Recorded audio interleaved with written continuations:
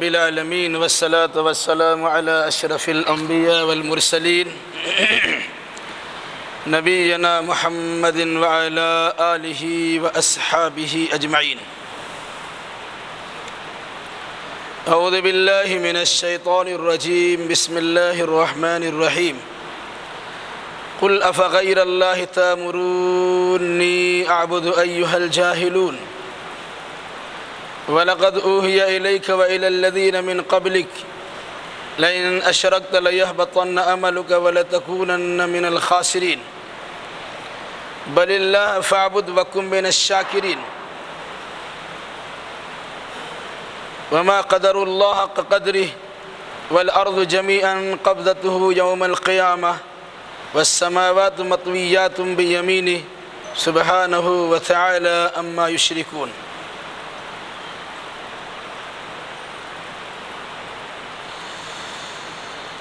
اس سے پہلے کی آیتوں میں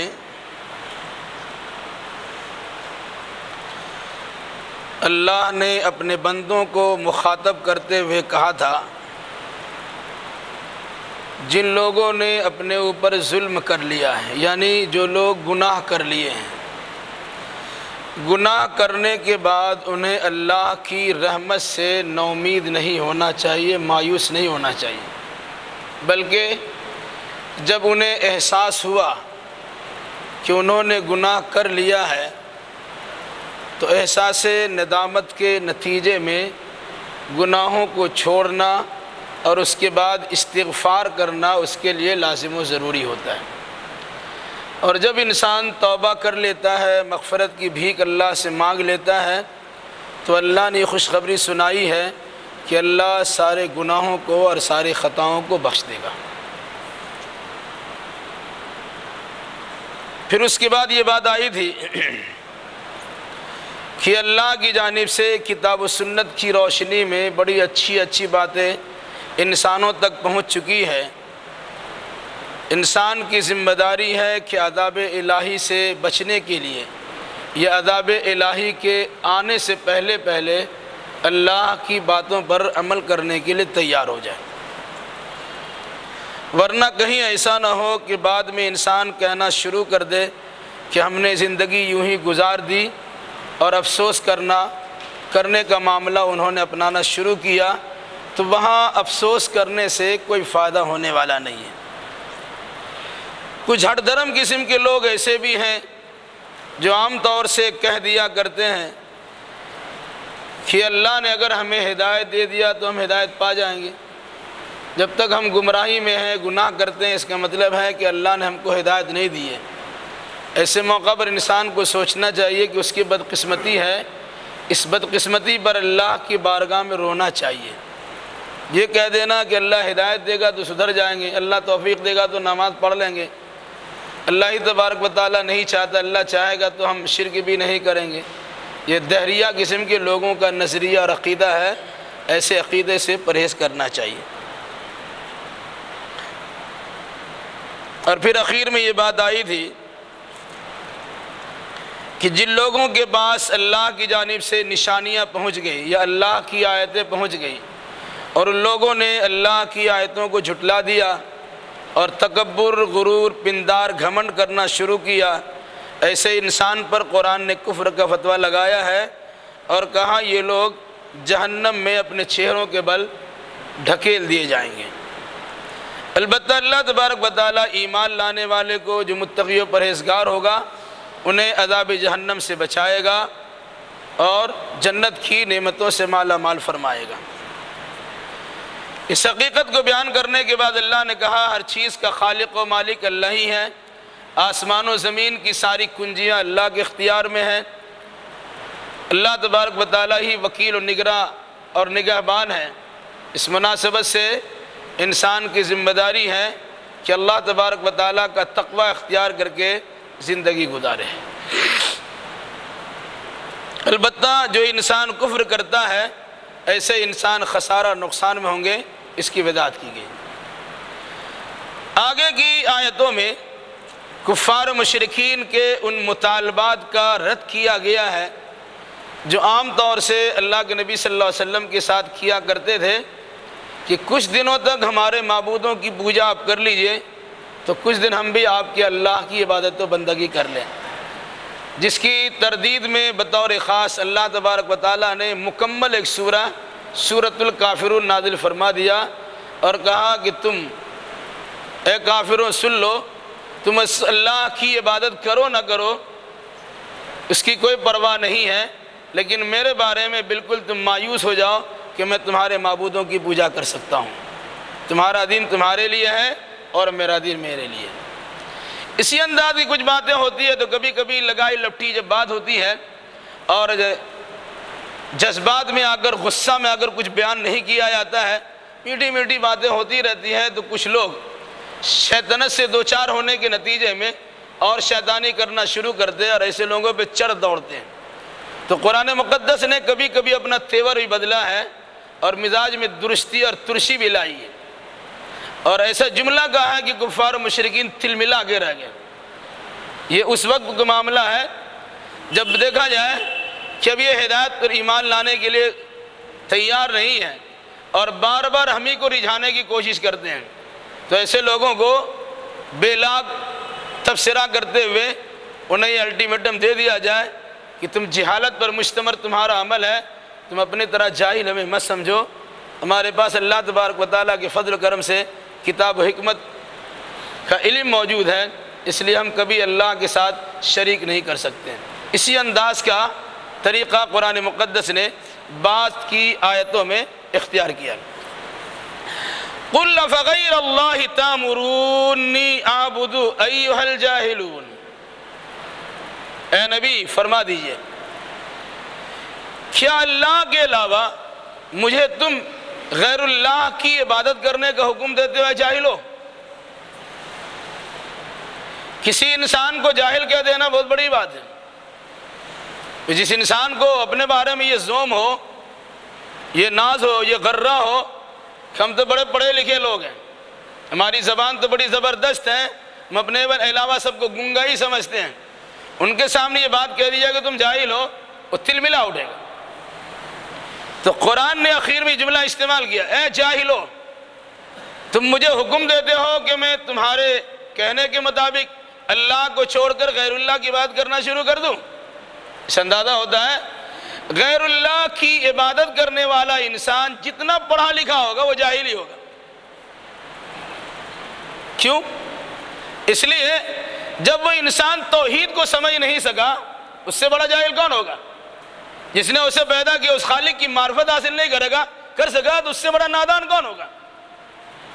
اور پھر اس پر اگر ہر دھرمی کرنا شروع کر دے کہ اللہ کی عبادت کرنے والے کو غیر اللہ کی عبادت کی طرف لگا دے، تو ایسے انسانوں کو جاہل کہہ کر قرآن نے خطاب کیا ہے۔ کیا کہا؟ قل فرما دیجئے افغیر اللہ تأمرونی اعبد ایھا الجاہلون، اے جاہلو کیا تم مجھے حکم دیتے ہو کہ میں اللہ کے علاوہ کسی غیر کی عبادت کروں؟ اس کا مطلب یہ ہے تم میرے بارے میں ایسا سوچنا مت، کبھی میں غیر اللہ کی بندگی نہیں کر سکتا۔ وَلَقَدْ أُوحِيَ إِلَيْكَ وَإِلَى الَّذِينَ مِنْ قَبْلِكَ لَئِنْ أَشْرَكْتَ لَيَحْبَطَنَّ عَمَلُكَ وَلَتَكُونَنَّ مِنَ الْخَاسِرِينَ۔ پھر اس کے بعد شرک کی مذمت بیان کی گئی ہے۔ شرک کتنا گھناؤنا جرم ہے کہ جس کے نتیجے میں سارے اعمال اکارت و برباد چلے جاتے ہیں۔ یہ بات یاد رکھیے گا، کبھی بھی کسی نبی نے شرک نہیں کیا ہے، لیکن اس کے باوجود قرآن نے کہا کہ اگر کسی نبی سے بفرض محال تھوڑی دیر کے لیے مان لیا جائے، اگر کسی نبی نے شرک کر دیا تو ایسا نہیں ہے کہ نبی ہونے کے نتیجے میں ان کو چھوڑ دیا جائے، ان کی زیادہ پکڑ ہوگی، ان کے بھی اعمال اکارت و برباد چلے جائیں گے۔ اور پھر خود قرآن مقدس نے گزشتہ نبیوں کا تذکرہ کرتے ہوئے اللہ کے نبی صلی اللہ علیہ وسلم کو مخاطب کر کے کہا ہے وَلَقَدْ أُوحِيَ إِلَيْكَ وَإِلَى الَّذِينَ مِنْ قَبْلِكَ، اے محمد یقیناً آپ کے پاس اور آپ سے پہلے جو نبی گزر چکے ان کے پاس یہ وحی کی جا چکی ہے، پیغام بھیجا جا چکا ہے۔ کیا پیغام ہے؟ لَئِنْ أَشْرَكْتَ لَيَحْبَطَنَّ عَمَلُكَ، اگر آپ نے شرک کر دیا تو یقیناً آپ کے اعمال برباد ہو جائیں گے۔ وَلَتَكُونَنَّ مِنَ الْخَاسِرِينَ، اور آپ نقصان اٹھانے والوں میں شامل ہو جائیں گے۔ جہاں اللہ کے نبی صلی اللہ علیہ وسلم کو مخاطب کرتے ہوئے کہا گیا، ایک جگہ یہ بھی فرمایا گیا 18 نبیوں کا نام کے ساتھ تذکرہ ہے، ان کے حالات زندگی پر تبصرہ ہے۔ اس کے بعد کہا وَلَوْ أَشْرَكُوا لَحَبِطَ عَنْهُمْ مَا كَانُوا يَعْمَلُونَ، اگر یہ انبیاء و مرسلین کی جماعت بھی اللہ کے ساتھ کسی کو شریک کر دے تو ان ساروں کے اعمال اکارت و برباد چلے جائیں گے۔ مطلب کیا ہوا؟ ایک انسان خوب اللہ کرتا ہے، اللہ کی بندگی کرتا ہے، خلوص للہ پر مشتمل عبادت کرتا ہے، لیکن اللہ کے ساتھ کسی کو شریک کر دیتا ہے، ایک بار شریک کیا زندگی بھر کا ساری عبادت برباد ہو جاتی ہے۔ اس لیے توحید کے معاملے میں اور شرک کے معاملے میں آدمی کو بڑا محتاط رہنا چاہیے اور احتیاط کی زندگی گزارنی چاہیے۔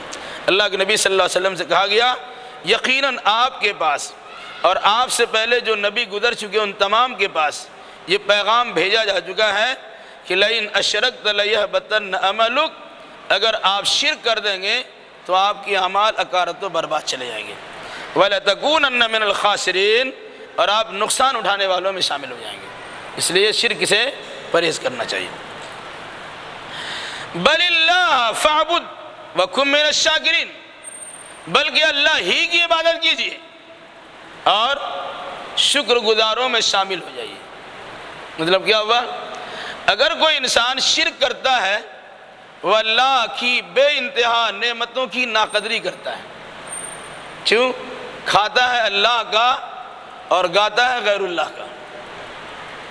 شکریہ اللہ کا ادا ہونا چاہیے تو سر پٹکتا ہے غیر اللہ کے سامنے، نظر و نیاز غیر اللہ کے پاس پیش کرتا ہے، اپنی جبین نیاز کو غیر اللہ کی چوکھٹ پہ ڈالتا ہے، اللہ کی عبادت کرنے کے بجائے غیروں کے پاس سجدہ ریزی کرتا ہے۔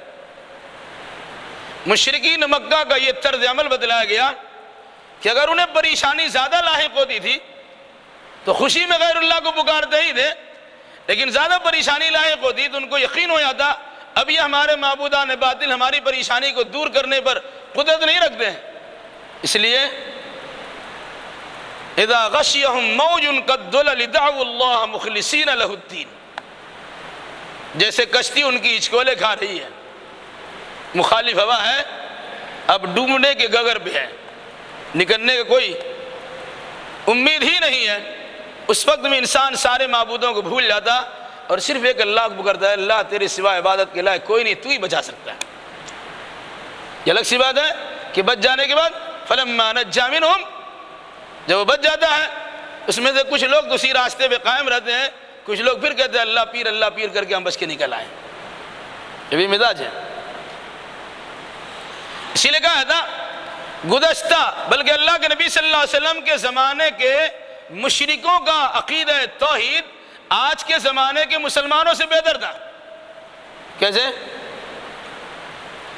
آج خوشحالی میں غیر اللہ کو پکارے نہ پکارے، لیکن جب پریشانی آتی ہے اسے مسجد کا دروازہ دکھتا نہیں ہے، وہ مزارات کی کھانک چھاننا شروع کرتا ہے، ٹھیس لگ جائے تو اللہ کہنے کہ بھائی یہ علی کہتا ہے، پریشانی سے دوچار ہونے کے بجائے دوچار ہونے کے موقع پر اللہ کو پکارنے کے بعد اللہ وارث کہتا ہے۔ یعنی اس طرح کی شرکیہ عقیدے ان کے ہیں۔ تو مشرکین مکہ کا عقیدہ کیا تھا؟ پریشانی کی گھڑی میں صرف اللہ کو پکارتے تھے۔ آج مسلمانوں کا نظریہ کیا ہے؟ مصیبتیں جب آتی ہے تو غیر اللہ کو پکارتے ہیں۔ اب اندازہ لگائے کہ اس کا عقیدہ کتنا مضبوط اور کتنا خراب ہے۔ کیا کہا؟ بل اللہ فاعبد وکن من الشاکرین، بلکہ اللہ ہی کی عبادت کیجئے اور شکر گزاروں میں سے بن جائیے۔ وما قدر اللہ حق قدری، ان لوگوں نے اللہ کی قدر نہیں کی جیسی قدر کرنی چاہیے۔ جو لوگ اللہ کے ساتھ کسی کو شریک ٹھہراتے ہیں وہ در حقیقت اللہ کی تعظیم و تکریم بجا لاتے نہیں ہیں، ورنہ اللہ کی تعظیم و تکریم اور قدر و احترام جتنا کرنا چاہیے اگر کر لے تو سوائے اللہ کرنے کے اور کسی کی طرف تاک جھانک بھی انسان نہیں کر سکتا ہے۔ جتنی بڑی مصیبت ہو یا جتنی بڑی خوشحالی ہو وہ شکر کے جذبے کے ساتھ اللہ کی بارگاہ میں حاضر ہوگا یا مصائب پہ صبر کرتے ہوئے اسے دور کرنے کے لیے اللہ ہی کے در کو دستک دے گا۔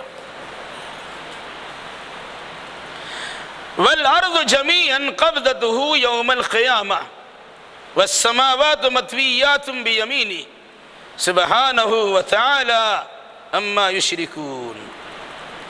اور زمین پوری کی پوری قیامت کے دن اللہ کے قبض قدرت میں ہوگی. والسماوات مطویات بیمینہ، اور سارے آسمان بھی اللہ کے دائیں ہاتھ میں لپٹے ہوئے ہوں گے. جس طرح چٹائی کو لپیٹ دیا جاتا ہے یا چھتری کو بند کر کے پھر لپیٹا جاتا، ویسے آسمانوں کی حفاظت ہوگی وہ اللہ کے ہاتھ میں. سبحانہ وتعالی عما یشرکون، اللہ کی ذات پاک ہے اور ان تمام شرکیات سے بلند والا ہے. مسلم شریف کی حدیث میں اس آیت کی تلاوت ایک مرتبہ اللہ کے نبی صلی اللہ علیہ وسلم نے ممبر پر بھی کی. ممبر پر آپ نے اس آیت کو تلاوت کی، اور تلاوت کر کے درمیان آپ نے کہا، کبھی ہاتھ اس طرح انگلی بند کرتے، کبھی کھولتے، کبھی بند کرتے اور کبھی کھولتے، اور فرماتے ہیں کہ آسمان و زمین اللہ کے ہاتھ میں، اور پھر اللہ تبارک و تعالیٰ کہے گا قیامت کے دن آسمان و زمین کو اپنے ہاتھ میں لے کر کے، میں اللہ ہوں، میرے سوا کون بادشاہ ہے. اس طرح آپ نے بیان کیا کہ حضرت عبداللہ ابن عمر کہتے ہیں ہمیں ڈر لگا کہیں ایسا نہ ہو کہ اللہ کے نبی صلی اللہ علیہ وسلم گر جائے اور ممبر بھی آپ کے ساتھ گر جائے. اس طرح جھجوڑ کے آپ نے بیان کیا. کیوں بھائی؟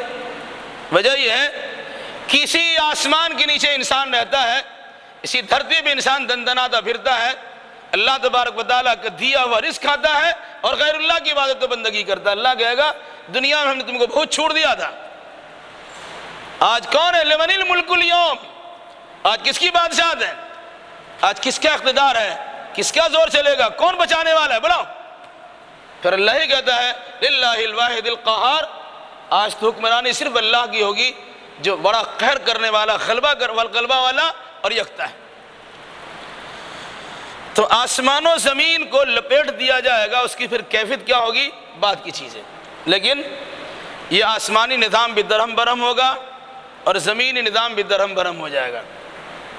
ستارے بھی ٹوٹ ٹوٹ کے گرنے شروع ہو جائیں گے، سورج اور چاند بھی بے نور کر دیا جائے گا، یہ پہاڑ چلا دیے جائیں گے، سمندر میں آگ لگا دیا جائے گا، سارے مکانات منہدم ہو جائیں گے، اور اسی پانی کی روانی میں پوری زمین کو سطح بالکل مسطح ہموار زمین بنا دیا جائے گا، اور پھر قیامت کا قیام ہوگا.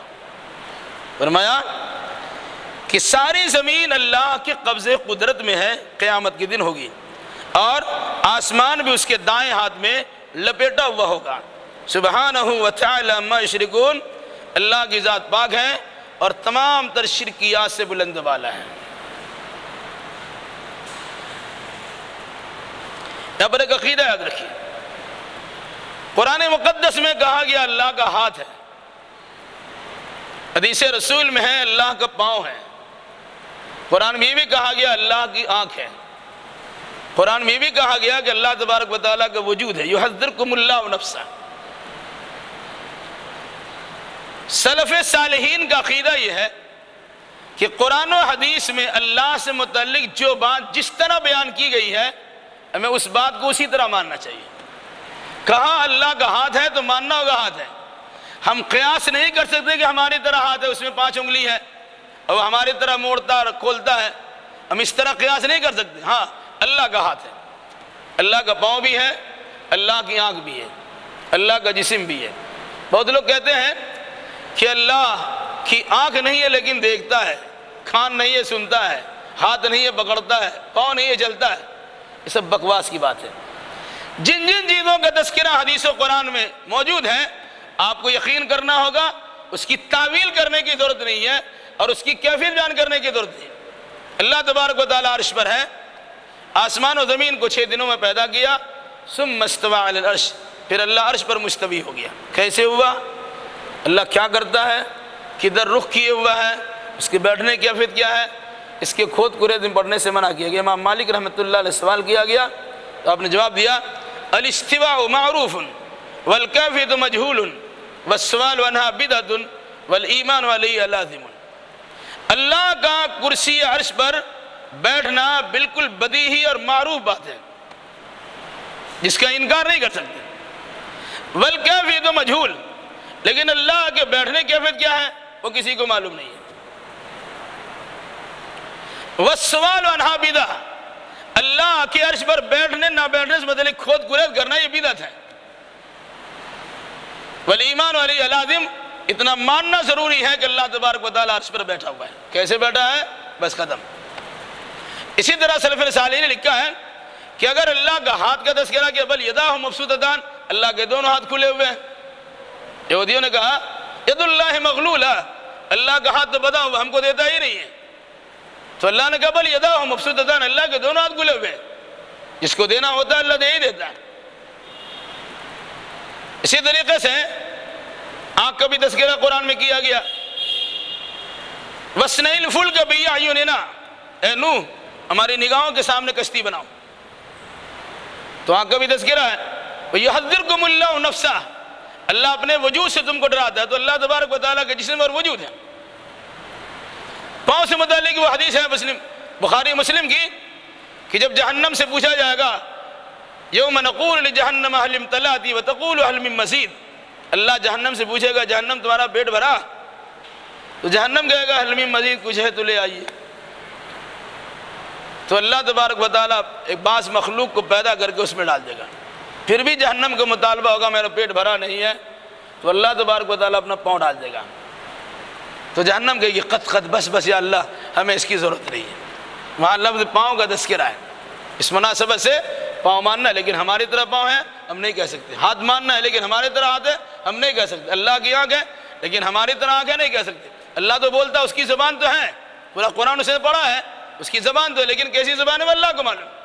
تو عقیدہ یاد رکھیے کہ جن صفات کا تذکرہ قرآن و حدیث میں کیا گیا ہم کو اسی طرح ماننا ہے، اس میں کسی قسم کی تعویل بھی نہیں کرنا ہے اور اس میں کسی قسم کی کیفیت بیان کرنا نہیں ہے۔ وَنُفِخَ فِي الصُّورِ فَصَعِقَ مَنْ فِي السَّمَاوَاتِ وَمَنْ فِي الْأَرْضِ إِلَّا مَنْ شَاءَ اللَّهُ ثُمَّ نُفِخَ فِي أُخْرَى فَإِذَا هُمْ قِيَامٌ يَنْظُرُونَ، دنیا ختم ہو جائے گی اور سور میں پھونک دیا جائے گا تو آسمان و زمین میں سارے لوگ، ساری مخلوق جو بھی ہے وہ سب بے ہوشی سے دوچار ہو جائیں گے۔ الا من شاء اللہ، مگر جس کو اللہ بے ہوش نہیں کرنا چاہے گا وہ بے ہوش نہیں ہوگا۔ ثم نفخ فیہ اخری، پھر دوبارہ سور پھونکا جائے گا۔ فاذا ہم قیام ینظرون، تو اچانک سب کے سب اچانک کھڑے ہو کر ادھر ادھر دیکھنے لگیں گے۔ دو مرتبہ سور پھونکا جائے گا، جو لوگ مر رہے ہیں۔ قیامت جب قائم ہوگی ایک سور پھونکا جائے گا، کل من علیہا فان ویبقى وجہ ربک ذو الجلال والاکرام، سب فنا، آسمان زمین پہاڑ دریا مکانات انسان جنات سب ختم۔ ایسا سور پھونکا جائے گا، ایسی آواز ہوگی جس کی آواز سننے کے بعد سب مدہوش بے ہوش ہو جائیں گے۔ ہاں، اللہ تبارک و تعالیٰ کسی کو باہوش رکھنا چاہے گا تو اللہ کا اختیار ہے۔ جیسے بعض لوگوں نے کہا جبریل و میکائیل کو ہوشی میں رکھا جائے گا، اور بعض نے کہا کہ خاص طور سے وہ فرشتہ جنہیں اسرافیل کہا جاتا جو منہ میں سور لگائے تاکہ حکم کے انتظار میں حکم ملے گا تو سور پھونکیں گے، وہ سور پھونکیں گے سب تو ختم ہو جائیں گے، وہ بچے رہیں گے۔ بعض حدیث میں اس کا تذکرہ ہے کہ اللہ کے نبی صلی اللہ علیہ وسلم نے فرمایا، بخاری کی حدیث ہے، آپ نے فرمایا سب سے پہلے کل قیامت کے دن میں اٹھایا جاؤں گا اپنے قبر سے، سب سے پہلے قیامت کے دن میں اٹھایا جاؤں گا، لیکن میں اٹھنے کے بعد دیکھوں گا کہ موسیٰ علیہ السلام اللہ کے عرش کا پایہ پکڑے ہوئے ہیں۔ اس کے بعد آپ فرماتے پتہ نہیں کہ ایسا تو نہیں کہ موسیٰ علیہ السلام انہی لوگوں میں شامل ہیں جن کے بارے میں کہا الا من شاء اللہ، جس کو بچانا چاہے گا بچا لے گا۔ پھر اس کی حکمت بتائی جاتی ہے کہ ایک مرتبہ موسیٰ علیہ السلام بے ہوش ہو چکے ہیں، جب انہوں نے ضد کیا تھا الہی تجھ کو دیکھنا چاہتے ہیں، تو اللہ نے کہا لن ترانی، دیکھ نہیں سکتے ہو، لیکن ضد کیا کہ ہم کو دیکھنا، تو اللہ نے کہا ٹھیک ہے وَلَكِنْ انظُرْ إِلَى الْجَبَلِ فَإِنِ اسْتَقَرَّ مَكَانُهُ فَسَوْفَ تَرَانِي، پہاڑ کو دیکھو، ہم اپنی تجلیات کو ظاہر کرتے ہیں، اگر پہاڑ ہماری تجلی کی روشنی کو برداشت کر لے گا تو تم دیکھ لو گے۔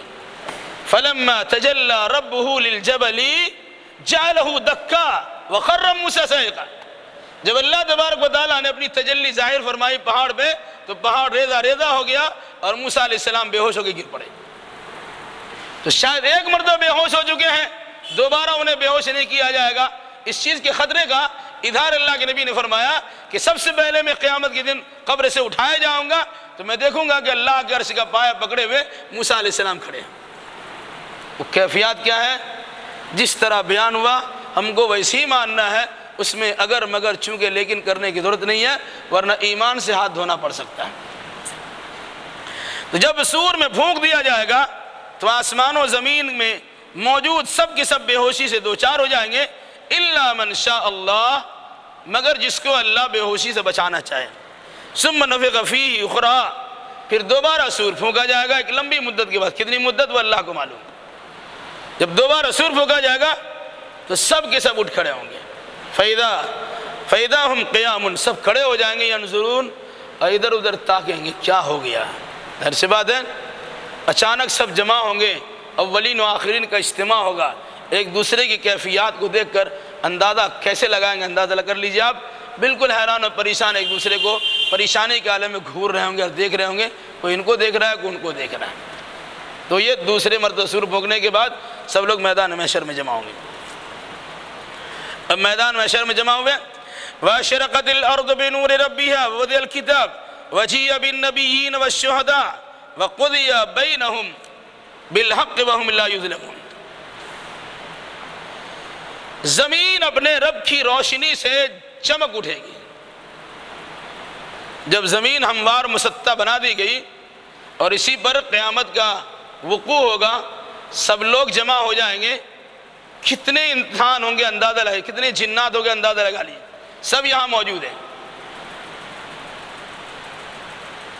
روشنی کے لیے وہاں سورج کی روشنی کا اہتمام ہو یا نہ ہو، کیونکہ سورج تو لپیٹ دیا گیا، پھر ایک موقع آئے گا کہ اس کی گرمی کے لیے رکھا جائے گا، لیکن اپنے رب کی روشنی کی بنیاد پر زمین لہلہا اٹھے گی اور چمک رہی ہوگی تاکہ کسی چیز کو دیکھنا آسان ہو جائے۔ آج کرکٹ کی دنیا میں جائیے، اسٹیڈیم میں بال کو اچھے انداز میں دیکھنے کے لیے کتنی لائٹنگ کا انتظام کرتے ہیں کہ کہیں بال کدھر سے ادھر چلا نہ جائے۔ اعمال نامے انسان کے وہاں پیش ہوں گے، ان کے اعمال نامے والا اس پہ مشتمل کتابچہ ان کو دیا جائے گا۔ تو ساری چیزیں وہاں ہیں، سارے انسان وہاں، سارے جنات وہاں ہیں، اعمال نامے پیش ہوں گے، انبیاء مرسلین بھی جمع ہے، گواہوں کو بھی حاضر کیا جائے گا۔ اس روشنی کے عالم میں کچھ سوالات، قرآن کا وَأَشْرَقَتِ الْأَرْضُ بِنُورِ رَبِّهَا، زمین اپنے رب کے نور سے روشن ہو جائے گی۔ وَوُضِعَ الْكِتَابُ، کتاب رکھا جائے گا، یعنی نام اعمال پیش کیا جائے گا۔ وَجِيءَ بِالنَّبِيِّينَ وَالشُّهَدَاءِ، اور نبیوں کو حاضر کیا جائے گا اور تمام گواہی دینے والوں کو بھی بلایا جائے گا۔ وَقُضِيَ بَيْنَهُمْ بِالْحَقِّ، اور پھر ان کے درمیان بالکل صحیح فیصلہ ہوگا۔ وَهُمْ لَا يُظْلَمُونَ، کسی پر ظلم نہیں ہوگا۔ شہداء حاضر کیا ہے، گواہ حاضر کیا، مطلب جب سارے لوگ میدان محشر میں جمع ہوں گے، انبیاء مرسلین سے سوال ہوگا، اللہ پوچھے گا بتاؤ تم قوم کے پاس میرا پیغام پہنچائے کہ نہیں پہنچائے؟ انبیاء کہیں گے ہم نے تو پہنچا دیا ہے۔ بعض ہٹی قوم اللہ کے سامنے شکایت کرے گی، نہیں اللہ ہمارے پاس تو کوئی پہنچانے والا نہیں آیا تھا، کوئی بتانے والا نہیں آیا تھا۔ تو اللہ ان نبیوں سے سوال کرے گا کہ تمہارے پاس کوئی دلیل ہے، کوئی گواہ تمہارے پاس ہے جو گواہی دے کہ تم نے میرے بندوں تک میرے پیغام کو پہنچا دیا تھا؟ تو انبیاء و مرسلین کہیں گے ہاں میرے پاس گواہ ہے، بلائیے امت محمدی کے افراد کو۔ کتنا بڑا مقام منصب اندازہ لگائیے، نبیوں کے وکیل صفائی بن کر امت محمدی کو پیش کیا جائے گا۔ ان کا جب مسئلہ کھڑا ہوگا، ان کی پریشانی دور کرنے کے لیے گویا امت محمدیہ کو پیش کیا جائے گا کہ ذرا بتائیے کیا انہوں نے پیغام پہنچایا تھا؟ تو امت محمدی کے لوگ کہیں گے ہاں الہی صحیح ہے، ان سارے نبیوں نے تیرے پیغام کو پہنچا دیا تھا۔ تو اللہ پوچھے گا تم تو وہاں تھے نہیں، قوم کہے گی اللہ یہ لوگ تھے ہی نہیں، تو بعد میں آئے کیسے گواہی دیتے؟ تو یہ لوگ کہیں گے الہی تیرے کتاب کو پڑھ کر، تیرے نبی کی حدیث کو پڑھ کر، یا تیرے کتاب و سنت کی بات کو مان کر میرا عقیدہ ہے کہ کسی نبی نے پیغام پہنچانے میں کسی قسم کی کوتاہی نہیں کی ہے۔ گویا یقین کی بنیاد پر بھی کبھی کبھی گواہی دی جاتی ہے۔ اسی قرآن نے کہا وَوُضِعَ الْكِتَابُ، نام اعمال لایا جائے گا۔ لیکن ایسے لوگ بھی ہوتے ہیں لکھی ہوئی چیزوں کے بھی انکار کر جاتے ہیں، نہیں جانتے ہم، نہیں مانتے ہیں۔ تو ایسے لوگوں کے پاس پھر پوچھا جائے گا تمہارے پاس ڈرانے والا آیا تھا؟ بولا نہیں آیا۔ تو انبیاء مرسلین اپنے گواہی کے طور پر امت محمدی کو پیش کریں گے۔ اسی قرآن نے کیا کہا وَجِیءَ بِالنَّبِیِّینَ وَالشُّہَدَاء، نبیوں کو لایا جائے گا اور گواہوں کو حاضر کیا جائے گا۔ یا اس کے علاوہ انبیاء مرسلین کے علاوہ جن لوگوں نے بھی لوگوں تک اللہ کے پیغام کو پہنچایا ہے اور اللہ کی وحدانیت کی گواہی دی ہے، ایسے گواہوں کو بلایا جائے گا کہ آپ نے پیغام پہنچایا تھا کہ پہنچایا تھا؟ آپ کو یہ علم دیا گیا تھا، یہ فضیلت بخشی گئی تھی، امت محمدیہ کا فرد بنایا گیا تھا، آپ کی ذمہ داری دی گئی تھی کہ آپ لوگوں تک انبیاء مرسلین کا سلسلہ اب ختم ہو گیا، آپ کی ذمہ داری ہے اللہ کے پیغام کو بندوں تک پہنچا دیا۔ تو انبیاء سے بھی سوال ہوگا اور عام مبلغین اور مصلحین سے بھی سوال ہوگا۔ وَقُضِيَ بَيْنَهُمْ بِالْحَقِّ، لوگوں کے درمیان صحیح فیصلہ کر دیا جائے گا۔ فیصلہ کی شکل کیا ہے؟ ایک تو نام اعمال۔ اب کچھ لوگ اس کے انکار کریں گے، نہیں ایسے تو غلط لکھ دیا گیا، کہ ٹھیک رکو۔ تو قرآن نے کہا الْيَوْمَ نَخْتِمُ عَلَىٰ أَفْوَاهِهِمْ وَتُكَلِّمُنَا أَيْدِيهِمْ وَتَشْهَدُ أَرْجُلُهُمْ بِمَا كَانُوا يَكْسِبُونَ، کل قیامت کے دن انسان کی زبان پر ایک وقت میں تالا لگا دیا جائے گا، بولتی بند۔ پھر کیا ہوگا؟ آدمی زبان سے زبان زوری کرتا ہے، بولنا بگھارنا شروع کرتا ہے، زبان بند، اس کا ہاتھ گواہی دے گا، اس کی ٹانگیں گواہی دیں گی۔ زبان بند ہے، اب ہاتھ پیر گواہی دینا شروع کیے،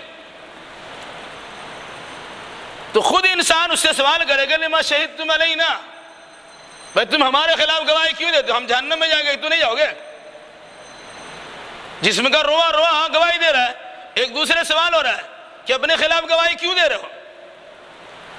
تو جسم کے حصے سے آواز آئے گی انطقنا اللہ الذی انطق کل شیء، وہی اللہ ہم کو آج بلوا رہا ہے جس اللہ نے سب چیز کو قوت گویائی دی ہے، بولنے کی طاقت دی ہے۔